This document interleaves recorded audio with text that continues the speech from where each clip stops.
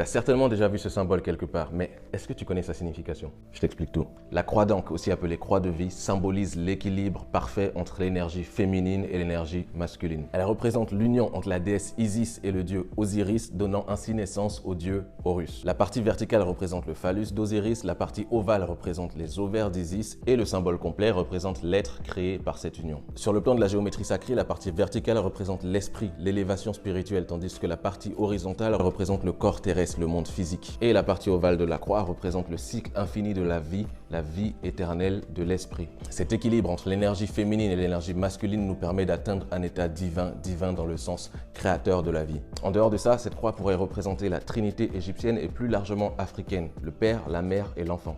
Et oui, la trinité traditionnelle africaine est très différente de la trinité chrétienne qui, elle, est le Père, le Fils et le Saint-Esprit. La mère est passée aux oubliettes. Et oui, dans ce contexte-là, le Saint-Esprit remplace la mère. La croix d'Ankh valorise donc le rôle féminin et le rôle de la femme dans la société égyptienne et plus globalement dans la société africaine ancestrale. Et si j'élargis à chaque fois à la société africaine, c'est pour la simple et bonne raison que bien que la croix d'Ankh ait ses origines dans l'Égypte antique, on retrouve des symboles similaires un petit peu partout en Afrique. Par exemple, les poupées Ashanti que l'on peut retrouver au Ghana, au Togo et en Côte d'Ivoire. En voilà une d'ailleurs. Malheureusement, avec l'arrivée des envahisseurs chrétiens, pendant des siècles et des siècles d'esclavage et de colonisation, la spiritualité africaine a été supprimée au profit de la chrétienté. C'est ainsi que la croix chrétienne a été imposée en Afrique et que la croix d'Ankh et son symbole ont fini dans l'oubli. Mais aujourd'hui, je vois de plus en plus de personnes porter ce symbole avec fierté, des personnes de toute origine d'ailleurs, et ça fait vraiment plaisir. Et là, je sais ce que tu es en train de te dire. Où est-ce que je peux me trouver une croix d'Ankh? T'inquiète, tu peux en trouver sur mon site internet shaman-life.com sous forme de bagues, de boucles d'oreilles et de chaînes avec pendentifs. Donc si tu veux en avoir, rendez-vous sur mon site shaman-life.com, le lien est dans ma bio.